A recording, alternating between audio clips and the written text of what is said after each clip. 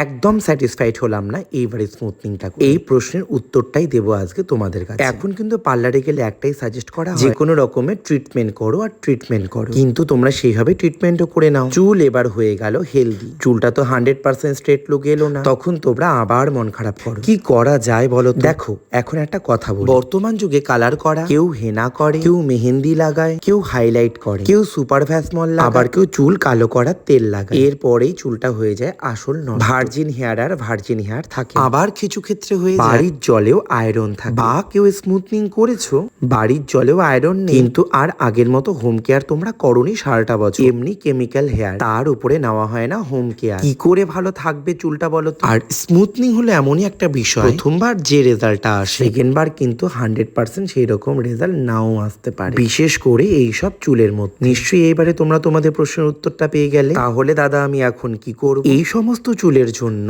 খরচা একটু বেশি হয়। স্মুথনিং করার পর যে সমস্ত আমাদের ট্রিটমেন্ট গুলো হয়, ন্যানোপ্লাস্টিয়া, বোটোপ্লেক্স, ন্যানোপ্লেক্স, কারো কারো চুলে প্রাইম লেভেলের ট্রিটমেন্টও দরকার, তবেই তোমরা এইরকম শাইন ফিরে পাবে। আমাদের দাশাইনে যেগুলো ট্রিটমেন্ট ব্যবহার করা হয়, তোমরা জানো দাশাইন কিরকম এক্সপেন্সিভ ট্রিটমেন্ট ব্যবহার করে, তার জন্য খরচাটা একটু বেশি চলে আসে। এইবারে কি বলতো, সবাই তো সেরকম দুটো ট্রিটমেন্ট এফোর্ড করতে পারে না, তখন অগত্যা একটা ট্রিটমেন্টই করতে হয়। আগে তো শুধুমাত্র স্মুথনিং ছিল, বর্তমানে ট্রিটমেন্ট গুলো আসার ফলে চুলগুলো একটু বেঁচে গেছে। দেখো একটা কথা বলছি, যে কোনো জিনিস সুন্দর রাখতে গেলে সত্যি আমাদের বাজেটটা না অনেকটাই বেড়ে যায়। এটা আমার ক্ষেত্রে না, এটা সবার ক্ষেত্রে, কারণ আমরা সত্যি যে সমস্ত কেমিক্যাল ইউজ করি, ট্রিটমেন্ট ছাড়া হয় না গো আর আগের মতো। সত্যি কথা বললাম আজ তোমার, ভিডিওটা বারবার শুনে বুঝতে পারবে কেন আমরা বারবার ট্রিটমেন্ট করতে বলি।